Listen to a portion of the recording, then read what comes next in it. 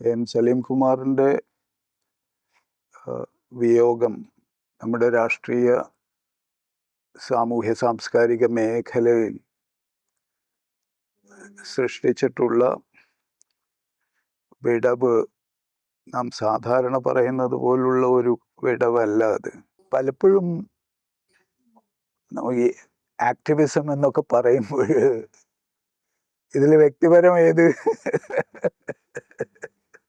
അതിൻ്റെ സാമൂഹികത ഏത്, ഇത് തമ്മിലുള്ള വ്യവച്ഛേദനം എവിടെ വരുന്നു എന്നുള്ളത് വളരെ പ്രയാസപ്പെട്ട ഒരു സംഗതിയാണ്. പലപ്പോഴും കാണുന്നത് അല്ലെങ്കിൽ വീട്ടിൽ വരുന്നത്, ഞാൻ തന്നെ അദ്ദേഹത്തിൻ്റെ കൂടെ സഞ്ചരിക്കുന്നത്, മീറ്റിങ്ങുകൾക്ക് പോകുന്നത്, ഈ സമയത്താണല്ലോ നമ്മൾ അടുത്ത് സംസാരിക്കുന്നതും ഒക്കെ. അതിൻ്റെ അടിസ്ഥാനപരമായിട്ടുള്ള കാരണം എന്തെങ്കിലും ഒരു പരിപാടിയോ എന്തെങ്കിലും ഒരു കാര്യം വരും. പക്ഷെ ആ സമയത്താണ് നാം വ്യക്തിപരമായിട്ടുള്ള കാര്യങ്ങൾ, അദ്ദേഹത്തിൻ്റെ സഹധർമ്മിണിയുടെ അസുഖവും മരണവും വലിയ തോതിൽ സലീം കുമാറിനെ വലച്ചതാണ്. കോട്ടയം മെഡിക്കൽ കോളേജിൽ ഉള്ള സമയത്തൊക്കെ ഞാൻ ഓർക്കുന്നുണ്ട്. മക്കളുടെ കാര്യം, അവരുടെ വിദ്യാഭ്യാസം, അത്തരം കാര്യങ്ങളിൽ അങ്ങനെയുള്ള വ്യക്തിപരമായിട്ടുള്ള കാര്യങ്ങൾ സംസാരിക്കുമായിരുന്നു. ഇപ്പോൾ വീണ്ടും അസുഖം വരികയും അത് റീഅപ്പിയർ ചെയ്യുകയൊക്കെ ചെയ്ത് കാരിത്താസ് ഹോസ്പിറ്റലിൽ പ്രവേശിപ്പിച്ചപ്പോൾ എന്നെ വിളിച്ചിരുന്നു, ഇങ്ങനെ ഹോസ്പിറ്റലിലുമുണ്ട്. അപ്പോൾ എന്തിനാണ് വിളിക്കുന്നതെന്ന് ചോദിച്ചു കഴിഞ്ഞാൽ ഇതാണ് സ്ഥിതി എന്ന് അറിയിക്കാൻ, മറ്റൊന്നിനുമല്ല. ആ ഒരു എപ്പോഴും ഞാൻ അദ്ദേഹത്തിൻ്റെ എറണാകുളത്തെ നേരത്തെ ഉള്ള വാടക വീട്ടിൽ ഡൽഹിയിൽ നിന്ന് വരുമ്പോഴിടയ്ക്ക് കാണാൻ പറ്റുന്ന സന്ദർഭങ്ങളിലൊക്കെ കാണുമായിരുന്നു. നമുക്ക് വ്യക്തിപരമായി ഉണ്ടാവുന്ന ദുഃഖം എന്ന് പറയുന്നത് പലപ്പോഴും ഈ വിധത്തിൽ ഒരു മനുഷ്യൻ സ്വന്തം ജീവിതം മുഴുവൻ ഈ സമൂഹത്തിൻ്റെ പ്രശ്നങ്ങളുമായി നടക്കുകയാണ്.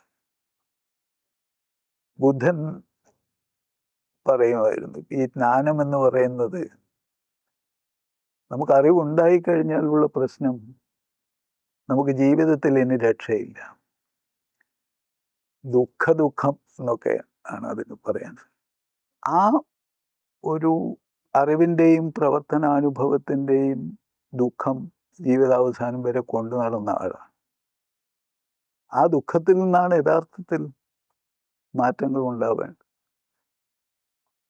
ഇനിയുള്ള ഒരു തലമുറ ആ മാറ്റത്തിനുള്ള ഉപാധിയായി സലീം കുമാറിൻ്റെ ഈ ജ്ഞാനപ്രവർത്തന ദുഃഖത്തെ ഉപയോഗിക്കുമോ എന്നുള്ളതാണ് നമ്മുടെ മുമ്പിലുള്ള ചോദ്യം. കേരളത്തിലെ ഏറ്റവും സ്വാധീനം ചെലുത്തിയിട്ടുള്ള, കേരളത്തിൻ്റെ തന്നെ ചിന്താലോകത്തും പ്രവർത്തന മണ്ഡലത്തിലും നിർണായകമായിട്ടുള്ള ഇടപെടൽ നടത്തിയിട്ടുള്ള വലിയൊരു മനുഷ്യനാണ് നമുക്ക് നഷ്ടപ്പെട്ടിരിക്കുന്നത്. ഞാൻ ഒരുപക്ഷെ കേരളത്തിൽ കണ്ടിട്ടുള്ള ബുദ്ധിജീവികളിൽ അഗ്രഗണ്യനായിട്ടുള്ള ഒരാളാണ് സലീം കുമാർ. ചിന്തയിലെ വലിയ തെളിച്ചം നമ്മെ പലപ്പോഴും അത്ഭുതപ്പെടുത്തും. അദ്ദേഹം ആലോചിച്ചുറച്ച് സുവ്യക്തമായി സമൂഹത്തിന് രാഷ്ട്രീയ വിദ്യാഭ്യാസം പകർന്നു കൊടുക്കുന്നത് നേരിട്ട് കാണാനും അതിൽ പങ്കാളിയാവാനും അവസരം ലഭിച്ച ഒരാളെന്നുള്ള നിലക്ക് അത്തരമൊരു പ്രവർത്തനത്തോടുള്ള വലിയൊരു ആദരവാണ് എനിക്ക് പ്രകടിപ്പിക്കാനുള്ളത്. ഒരുപക്ഷെ നമ്മുടെ രാഷ്ട്രീയ ചിന്തയിലും പ്രവർത്തനത്തിലും വലിയ വിടവ് നിലവിലുണ്ട്. ചിന്തയും പ്രവർത്തനവും രണ്ട് പലപ്പോഴും വെള്ളം ചേർക്കാത്ത അറകളായിട്ട് നിലകൊള്ളുന്നുണ്ട്. സലീം കുമാറിൻ്റെ കാര്യത്തിൽ അത് രണ്ടും അങ്ങേയറ്റം സമരസപ്പെട്ടാണ് ഇരിക്കുന്നത്. സ്വന്തം സാമൂഹ്യ ഇടപെടലുകൾ, രാഷ്ട്രീയ ഇടപെടലുകൾ, സ്വന്തം ചിന്തയെ തന്നെ നിരന്തരം പുനർനിർമ്മിച്ചുകൊണ്ടിരിക്കുക, സ്വന്തം ചിന്തയുടെ തെളിച്ചം പ്രവർത്തനത്തെ കാര്യമായി തന്നെ സ്വാധീനിക്കുക, ഇത് രണ്ടും നടക്കുന്നുണ്ടായിരുന്നു. എനിക്ക് പലപ്പോഴും വിഷമം തോന്നിയിട്ടുള്ള ഒരു കാര്യം, അദ്ദേഹത്തിൻ്റെ എഴുത്തുകൾ കഴിഞ്ഞ 35-40 വർഷമായിട്ടുള്ള അദ്ദേഹത്തിൻ്റെ പ്രവർത്തനങ്ങൾ, ഇതൊക്കെ ഇന്ത്യയുടെ മറ്റു ഭാഗങ്ങളിലും ലോകത്തിന് തന്നെയും അറിയിക്കേണ്ടതാണ് എന്നുള്ള ഒരു തോന്നൽ എനിക്ക് എപ്പോഴും ഉണ്ടായിട്ടുണ്ട്. അത് കാര്യമായി നടന്നിട്ടില്ല എന്നുള്ളതാണ് യാഥാർത്ഥ്യം. 2-3 വിധത്തിൽ അദ്ദേഹത്തിൻ്റെ ചിന്തയെയും പ്രവർത്തനത്തെയും കാണേണ്ടതായിട്ടുണ്ട്. ഒന്ന്, പൊതുവായിട്ടുള്ള സാമൂഹ്യ വിമർശനം എന്നുള്ളത്. രണ്ടാമത്തേത്, ദളിത് ചിന്തയുടെയും പ്രവർത്തനത്തിൻ്റെയും മണ്ഡലത്തിൽ തന്നെയുള്ള ഒരു ആന്തരിക വിമർശനം. മൂന്നാമത്തേത്, ദളിത് വീക്ഷണങ്ങളെയും ചിന്തകളെയും ജനാധിപത്യ ആലോചനകളുമായി ബന്ധപ്പെടുത്തുന്ന വലിയൊരു രാഷ്ട്രീയ മണ്ഡലം. 1989 മനുസ്മൃതി കത്തിക്കുന്നതിന് നേതൃത്വം കൊടുക്കുമ്പോൾ ആ സമയത്ത് ഞങ്ങൾക്ക് എല്ലാവർക്കും ഓർമ്മയുള്ള ഒരു കാര്യം, അപ്പോഴാണ് ഇന്ത്യയിലെ ഹിന്ദുത്വവാദം ഏറ്റവും ശക്തിപ്പെടുന്നത്. ബാബറി മസ്ജിദിൻ്റെ തകർച്ചയിലേക്കുമൊക്കെ എത്തിച്ചേരുന്നത്. ഈ ഹിന്ദുത്വത്തിൻ്റെ വളർച്ച മനുസ്മൃതിയുടെ തന്നെ അരക്കിട്ടുറപ്പിക്കലിൻ്റെ ഒരു പുതിയ സാഹചര്യമായി അദ്ദേഹവും സഹപ്രവർത്തകരും വിലയിരുത്തുന്നുണ്ടായിരുന്നു. ഈ ബ്രാഹ്മണിക്കലായിട്ടുള്ള ഒരു ലോകവീക്ഷണവും അത് ഉണ്ടാക്കിയെടുത്തിട്ടുള്ള ശ്രേണീബദ്ധമായിട്ടുള്ള സാമൂഹ്യ ഘടനയുമൊക്കെ ഏതു വിധത്തിൽ ഒരു ആധുനിക സമൂഹത്തിൽ പുനർനിർമ്മിക്കപ്പെടുന്നു, അതിനെങ്ങനെ കൂടുതൽ കൂടുതൽ ശക്തി ലഭ്യമാകുന്നു എന്നുള്ള ആലോചനയും അതിനെ നേരിടാനുള്ള ഒരു വിധത്തിൽ പ്രതീകാത്മകമായിട്ടുള്ള ഒരു പ്രവർത്തനമാണ്. അത് അംബേദ്കറിനെ തന്നെ അനുസ്മരിച്ചുകൊണ്ട് നടത്തുന്ന ഒരു പ്രവർത്തനമാണ് നാം വൈക്കത്ത് വെച്ചന്ന് കണ്ടത്. അത്തരം സിംബോളിക്കായിട്ടുള്ള പ്രവർത്തനങ്ങൾ ഒരുപക്ഷെ സലീം കുമാറിൽ അധികം കാണില്ല നാം. മനുസ്മൃതി കത്തികൾ പോലുള്ള ചില ഇതിലേ കാണുള്ളൂ. പലപ്പോഴും സലീം കുമാറിൻ്റെ ഒരു ചിന്തയിൽ ഞാൻ കണ്ടിട്ടുള്ള, അദ്ദേഹമായിട്ടുള്ള സംഭാഷണങ്ങളിലും കണ്ടിട്ടുള്ള പ്രധാനപ്പെട്ട ഒരു കാര്യം, ഏതെങ്കിലും വിധത്തിലുള്ള റൊമാൻറ്റിക് ആയിട്ടുള്ള ഒരു ആശയലോകം പടുത്തുയർത്തുകയും അതിലൂടെയുള്ള ഒരു ഉട്ടോപ്യ നിർമ്മിക്കുകയും ചെയ്യുന്നതിന് പലപ്പോഴും അദ്ദേഹം വിമുഖനായിരുന്നു. അതിനെ നിശിതമായി പലപ്പോഴും വിമർശിക്കുകയും ചെയ്യുന്നുണ്ടായിരുന്നു. അതുകൊണ്ട് തന്നെയാണ് ഇപ്പോൾ ദളിത് സൈദ്ധാന്തികരുടെ ഇടയിൽ തന്നെ, പ്രവർത്തകരുടെ ഇടയിൽ തന്നെ 80കളുടെ അവസാനവും 90കളുടെ ആദ്യമൊക്കെ പ്രബലമായിരുന്ന ദളിത് ദേശീയത എന്ന വിഷയത്തിൽ അതിനോട് കാര്യമായിട്ടുള്ള വിമർശനങ്ങൾ സലീം കുമാർ ഉന്നയിക്കുന്നുണ്ടായിരുന്നു. ഈ ദേശീയതയെ സംബന്ധിക്കുന്ന കാര്യത്തിലുള്ള പ്രശ്നം, അതും അക്കാലത്ത് തന്നെ ഗോൾവാക്കറും ഫാഷിസ്റ്റുകളും ഒക്കെ മുന്നോട്ട് വയ്ക്കുന്ന ദേശീയവാദത്തിൽ നിന്ന് അടിസ്ഥാനപരമായി എന്ത് തരത്തിലാണ് വേർതിരിച്ച് എടുക്കാൻ സാധിക്കുക എന്നുള്ളതിനെ കുറിച്ചുള്ള ആലോചനയും അദ്ദേഹം നടത്തുന്നു. ജാതി പ്രശ്നത്തെ കൈകാര്യം ചെയ്യുന്നതിലും ദളിത് വീക്ഷണങ്ങൾ മുന്നോട്ട് വയ്ക്കുന്നതിനും അദ്ദേഹം കണ്ടെത്തിയിട്ടുള്ള പ്രധാനപ്പെട്ട ഒരു കാര്യം, ജാതിയുടെ സമകാലികതയെ മനസ്സിലാക്കുകയും നേരിടുകയും ചെയ്യുക എന്നുള്ളതാണ്. ആ സമകാലികതയെ നേരിടുമ്പോൾ സ്വാഭാവികമായിട്ടും ഈ സമൂഹത്തിൽ വളർന്നുകൊണ്ടിരിക്കുന്ന ഫാഷിസ്റ്റ് വൽക്കരണം, ജാതീയമായി പുതിയ രീതിയിൽ സമൂഹത്തിൽ ആധിപത്യങ്ങൾ വളർന്നു വരുന്ന രീതി, പുതിയ വർഗങ്ങൾ തന്നെ സംജാതമാകുമ്പോൾ, പുതിയ വികസന പദ്ധതികൾ വരുമ്പോൾ, ആധുനികതയുടെ തന്നെ പുതിയ രൂപങ്ങൾ, അതിൻ്റെ പരിപാടികൾ പ്രത്യക്ഷപ്പെടുമ്പോൾ, ഇതിലൂടെ പുതുതായി എങ്ങനെ ജാതി വ്യവസ്ഥ ദൃഢീകരിക്കുന്നു എന്നുള്ളത്, അത് പല വിധത്തിലും വ്യക്തമായിക്കൊണ്ട് ഈ കേരള വികസന മോഡൽ എന്നൊക്കെ ഉള്ള രീതിയിൽ പറഞ്ഞു വന്നിരുന്ന കാര്യത്തെക്കുറിച്ചുള്ള ഏറ്റവും കാര്യമായിട്ടുള്ള വിമർശനങ്ങൾ സലീം കുമാർ മുന്നോട്ട് വയ്ക്കുന്നുണ്ടായിരുന്നു. ഈ പുറന്തള്ളലിൻ്റെ ഒരു പ്രക്രിയ ഈ കേരള വികസന പദ്ധതിയിൽ ഉണ്ടായിരുന്നു എന്നുള്ളത് അത് എല്ലാം അബദ്ധമാണ് എന്നുള്ള ഒരു ധാരണയൊന്നുമല്ല അദ്ദേഹത്തിനുള്ളത്. പക്ഷേ ഈ പുറന്തള്ളലിനെയും ഉൾച്ചേരുന്ന ഒരു പ്രക്രിയയാണ് അത് എന്നുള്ളത് കണ്ടെത്തുകയും അതിലൂടെ ഈ കേരളത്തിൻ്റെ പൊതുബോധത്തെ തന്നെ തിരുത്താൻ ശ്രമിക്കുകയുമാണ് ചെയ്യുന്നത്. ഒരു വളരെ സമചിത്തതയോടും പക്വതയോടും കൂടി രാഷ്ട്രീയം കൈകാര്യം ചെയ്യുക എന്നുള്ളതാണ് അദ്ദേഹത്തിൻ്റെ രീതി. അത് അദ്ദേഹത്തിൻ്റെ കൂടെ പ്രവർത്തിച്ചവർക്കൊക്കെ അറിയാം. എന്നെ സംബന്ധിച്ചിടത്തോളം ഞാൻ അദ്ദേഹത്തിൻ്റെ കൂടെ ഈ കോട്ടയം ജില്ലയിലെയും ഇടുക്കിയിലെയും ഒക്കെ ഒരുപാടിടങ്ങളിൽ അദ്ദേഹത്തിൻ്റെ കൂടെ സഞ്ചരിക്കുകയുണ്ടായി. ഒരുപാടിടങ്ങളിൽ സംസാരിക്കാൻ എനിക്ക് അദ്ദേഹം പ്രത്യേകിച്ച് അധസ്ഥിത നവോത്ഥാന മുന്നണിയുടെ ആഭിമുഖ്യത്തിൽ അവസരം നൽകുകയുണ്ടായി. അദ്ദേഹത്തിൻ്റെ തന്നെ നാട്ടിലും വീട്ടിലും ഒക്കെ പോകാനും നാട്ടുകാരും സഹപ്രവർത്തകരുമായിട്ടൊക്കെ സംസാരിക്കാനും ഒക്കെയുള്ള അവസരം നൽകിയിട്ടുണ്ട്. ഒരുപക്ഷെ എൻ്റെ ജീവിതത്തിൽ തന്നെ കാര്യമായിട്ടുള്ള രാഷ്ട്രീയ പാഠം ആ വിധത്തിൽ പ്രദാനം ചെയ്ത ഒരു അധ്യാപകൻ കൂടിയാണ് അദ്ദേഹം. നമ്മുടെ തന്നെ ഭരണഘടനയെക്കുറിച്ചുള്ള ബോധങ്ങൾ, അതിൽ തന്നെ പല പ്രൊവിഷൻസിനെയും കുറിച്ചുള്ള ബോധങ്ങൾ, അതിൽ ജനാധിപത്യ സാധ്യതകൾ എവിടെയൊക്കെ ഉണ്ട്, അതിനെ നിഹനിക്കുന്ന വിധത്തിലുള്ള സാധ്യതകളും അത്തരം പ്രവർത്തനങ്ങളും ഭരണകൂടം നടത്തുന്നത് എവിടെയൊക്കെയാണ്, ഇത്തരം കാര്യങ്ങളെക്കുറിച്ചും കാര്യമായിട്ടുള്ള അവഗാഹം അദ്ദേഹത്തിന് ഉണ്ടായിരുന്നു.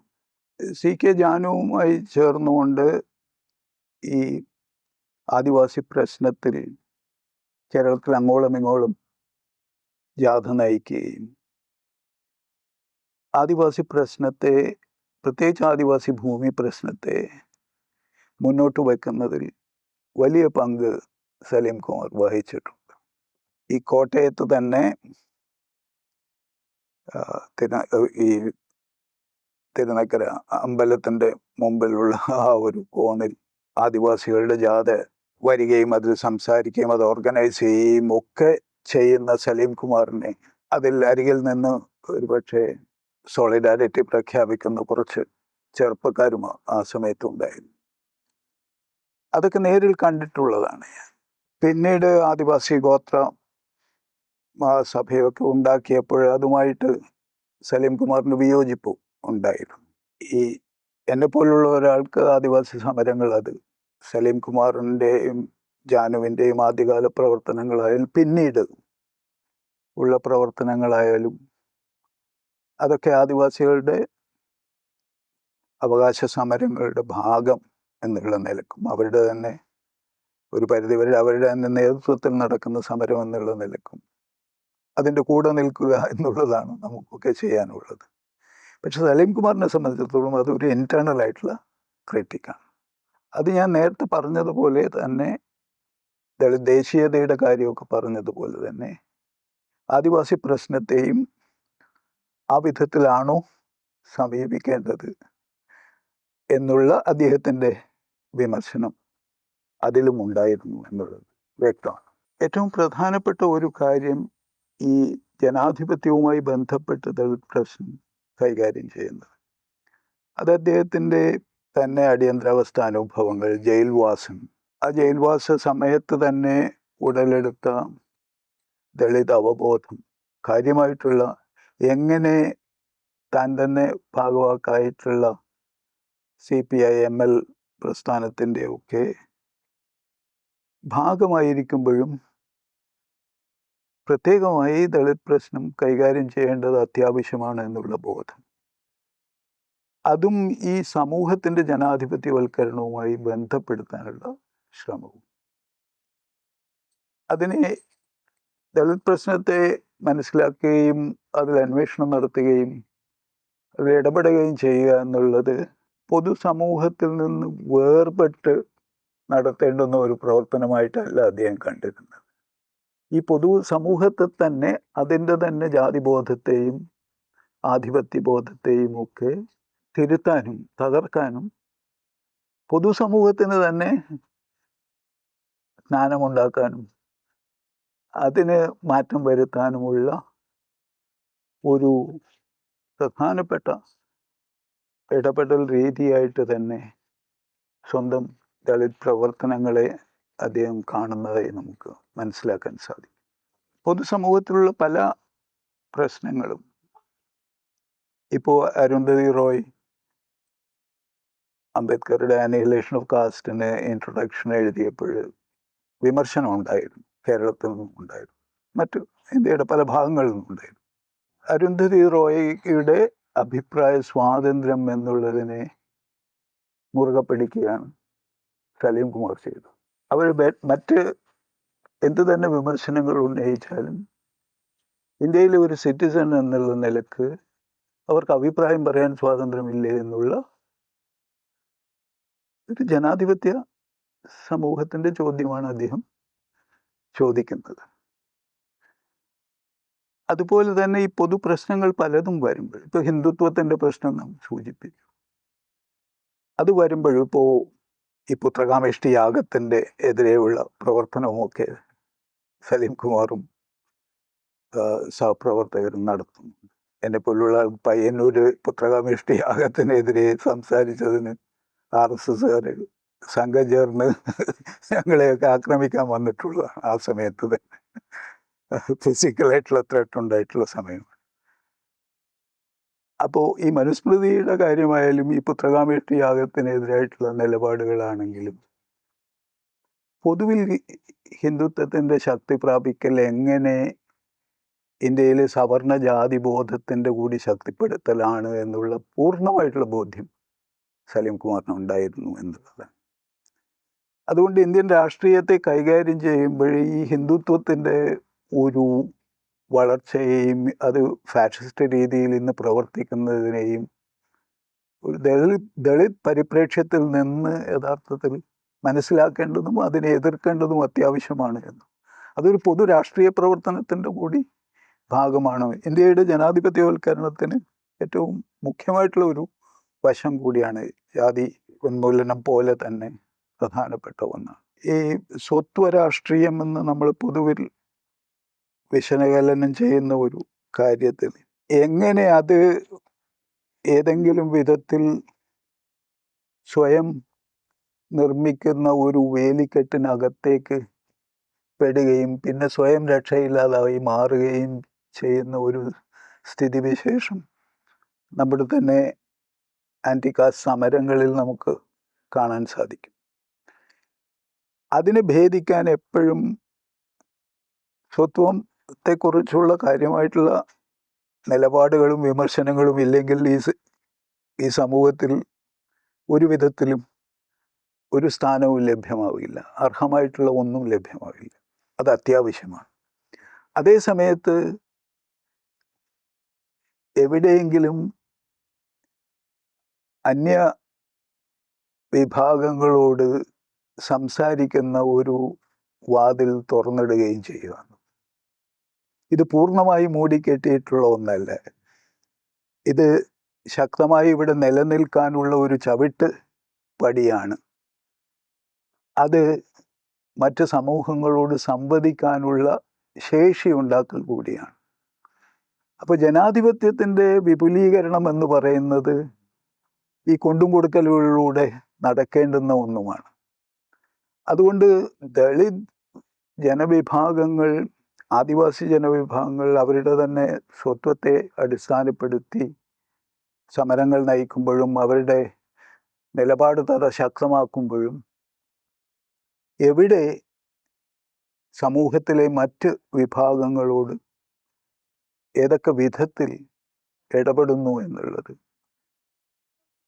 സാമൂഹികമായിട്ടുള്ള മറ്റു പ്രശ്നങ്ങളുമായിട്ട് ഈ പ്രശ്നത്തെ എങ്ങനെ കണ്ണി ചേർക്കുന്നു എന്നുള്ളത് അദ്ദേഹത്തെ സംബന്ധിച്ചിടത്തോളം കാര്യമായിട്ടുള്ള ആലോചന വിഷയമായിരുന്നു എന്നുള്ളത്. എനിക്കൊക്കെ അദ്ദേഹം ഏറ്റവും കൂടുതൽ ദളിത് സമൂഹവുമായി ഇടപെടാനുള്ള അവസരം നൽകിയപ്പോഴേ അന്ന് ഈ ജാതിയും വർഗവും ലിംഗവുമൊക്കെ ഉള്ള ഒരു പാരസ്പര്യത്തെ കുറിച്ച്, അതിൻ്റെ അനേക വിധത്തിലുള്ള അടുക്കുകളിൽ അത് ഒന്നിച്ച് പ്രവർത്തിക്കുന്ന രീതിയെക്കുറിച്ച് സംസാരിക്കാൻ സാധിച്ചിട്ടുണ്ട്. ആ ഒരു ഓപ്പൺനെസ് ആണ് എനിക്ക് ഏറ്റവും ഒരു തികഞ്ഞ ജനാധിപത്യവാദിയായിട്ടുള്ള ആ മനുഷ്യനിൽ കാണുന്നത്. ഞാൻ പറയുന്ന കാര്യങ്ങൾ പൂർണ്ണമായിട്ടുള്ള യോജിപ്പോ ഒന്നുമല്ല അതിലെ പ്രശ്നം. പ്രശ്നങ്ങൾ തുറന്ന് അവതരിപ്പിക്കുക, സംസാരിക്കുക എന്നുള്ളതാണ്. ഈ സോവിയറ്റ് യൂണിയൻ്റെ ഒക്കെ തകർച്ചയുടെ സമയത്ത് ലോകത്ത് സോഷ്യലിസം എന്ന് പറയുന്ന ഒരു ആശയത്തെക്കുറിച്ച് തന്നെ വലിയ സംവാദങ്ങൾ നടക്കുന്ന ഒരു കാലത്താണ്. ആ കാലത്ത് പയ്യന്നൂരിലുള്ള എൻ്റെ കുറേ സുഹൃത്തുക്കൾ കൂടി സോഷ്യലിസ്റ്റ് പാത എന്ന ഒരു പ്രസിദ്ധീകരണം ആരംഭിക്കുകയുണ്ടായി. എന്തുതരം സോഷ്യലിസ്റ്റ് ആലോചനകളാണ് ആ ഒരു സാഹചര്യത്തിൽ പ്രസക്തമായിട്ടുള്ളത്? അവിടെ ജാതിയെക്കുറിച്ചും സ്ത്രീ ജീവിതങ്ങളെക്കുറിച്ചും ഹിന്ദുത്വ പ്രത്യയശാസ്ത്രം വളർന്നു വരുന്നതിനെക്കുറിച്ചും പാരിസ്ഥിതിക പ്രശ്നങ്ങളെക്കുറിച്ചും ഒക്കെ ബന്ധപ്പെടുത്തിയിട്ടുള്ള ആലോചനകൾ നടത്തുക എന്നുള്ള ഒരു ഉദ്ദേശത്തോടു കൂടിയാണ് ആ ജേണൽ തുടങ്ങിയത്. സലീം കുമാറും അതിൻ്റെ എഡിറ്റോറിയൽ ബോർഡിൽ ഉണ്ടായിരുന്നു, പുതിയ ആലോചനകൾ നടത്തുന്നത്. അദ്ദേഹത്തിൻ്റെ 10-22 പേജുള്ള ഒരു ലേഖനം സോഷ്യലിസ്റ്റ് പാതയിൽ പ്രസിദ്ധീകരിച്ചിരുന്നു 90കളുടെ ആദ്യം. അത് കഴിഞ്ഞ് PJ ബിനോയ് അദ്ദേഹവുമായി നടത്തിയ ഒരു ദീർഘമായിട്ടുള്ള ഇൻ്റർവ്യൂ സോഷ്യലിസ്റ്റ് പാതയുടെ അടുത്ത ലേഖത്തിൽ പ്രസിദ്ധീകരിച്ചിട്ടുണ്ടായിരുന്നു. അതിലൊക്കെ അനേക വശങ്ങൾ ദളിത് പരിപ്രേക്ഷ്യത്തിൽ അദ്ദേഹം വിശദീകരിക്കുന്നുണ്ട്.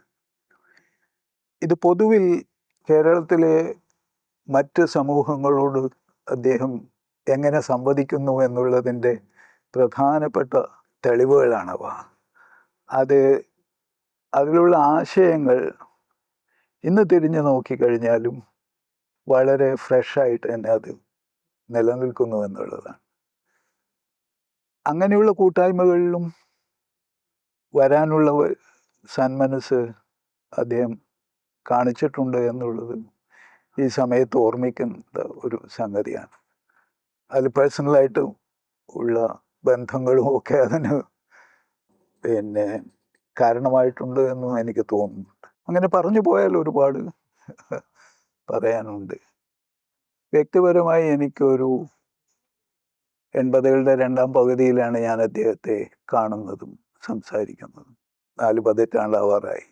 കേരളത്തിൻ്റെ ഒരു പരിസരത്തിൽ മാത്രമല്ല, ഇന്ത്യയുടെയും ലോകത്തിൻ്റെയും തന്നെ ചിന്തയിൽ നമുക്ക് പലപ്പോഴും ബൗദ്ധികമായി വായിക്കുകയും പഠിക്കുകയും ഒക്കെ ചെയ്യുമ്പോഴുള്ള ഉൾക്കാഴ്ചകൾ നമ്മുടെ തന്നെ ചുറ്റുവട്ടത്ത് നിന്ന്, നമ്മുടെ തന്നെ ഇടയിൽ നിന്ന് അതുമായി ബന്ധപ്പെടുത്താനുള്ള പ്രവർത്തനവും ജ്ഞാനനിർമ്മിതിയും നടത്തുന്ന ഒരാളെ കണ്ടെത്തുക എന്നുള്ളത് വലിയ സന്തോഷം തരുന്ന കാര്യമാണ്. അദ്ദേഹത്തിൻ്റെ ജീവിതം യഥാർത്ഥത്തിൽ ആ വിധത്തിൽ നമ്മൾക്ക് ഒരുപക്ഷെ ആഘോഷിക്കാവുന്നതാണ്. ആ വലിയ